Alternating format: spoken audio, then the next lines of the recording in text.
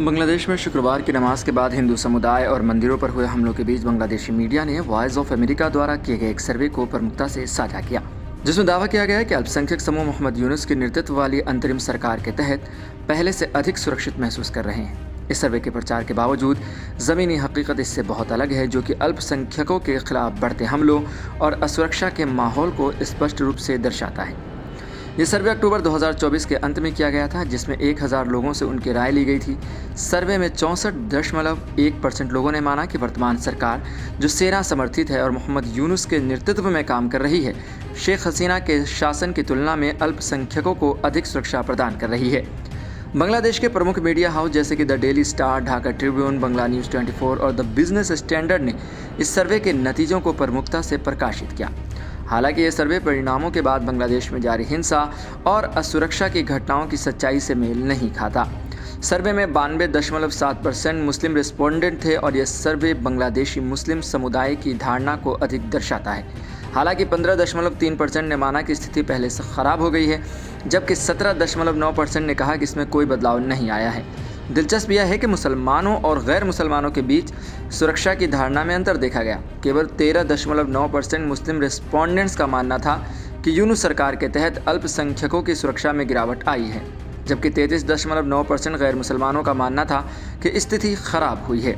नवीनतम घटनाओं के बाद बांग्लादेश के अल्पसंख्यक समुदाय में असुरक्षा का स्तर और भी बढ़ गया। ग्रामीण इलाकों में हिंदू और अन्य धार्मिक अल्पसंख्यकों के घरों को जलाने की घटनाएं लगातार बढ़ रही हैं।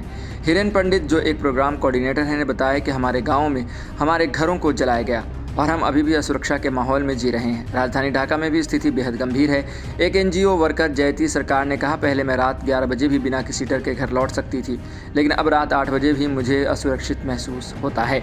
सर्वे में यह भी सामने आया कि अल्पसंख्यक समुदाय की सुरक्षा की स्थिति पर मुसलमानों और गैर मुसलमानों के विचार अलग अलग हैं, जो इस बात को दर्शाता है कि बांग्लादेश में धार्मिक भेदभाव और अल्पसंख्यकों के खिलाफ हिंसा की घटनाएं गंभीर रूप से बढ़ रही हैं। इसके अलावा बांग्लादेश में अल्पसंख्यक अधिकारों की स्थिति पर कई मानवाधिकार संगठनों और एनजीओ ने चिंता जताई है।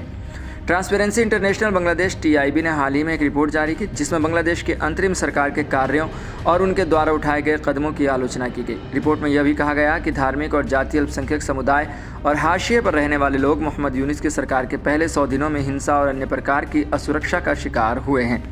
ये रिपोर्ट इस बात की ओर इशारा करती है कि बांग्लादेश की अंतरिम सरकार के तहत अल्पसंख्यकों के अधिकारों की स्थिति में कोई खास सुधार नहीं हुआ है और अल्पसंख्यक समुदाय के खिलाफ हिंसा और भेदभाव लगातार बढ़ रहा है। इसके अलावा हाल ही में बांग्लादेश के एक प्रमुख हिंदू पुजारी को गिरफ्तार किया गया और ISKCON international society for Krishna conscious पर प्रतिबंध लगाने की कोशिश भी की गई। इन घटनाओं से यह स्पष्ट होता है कि बांग्लादेश में धार्मिक असहिष्णुता और अल्पसंख्यकों के खिलाफ हिंसा की घटनाओं में तेज़ी आई है।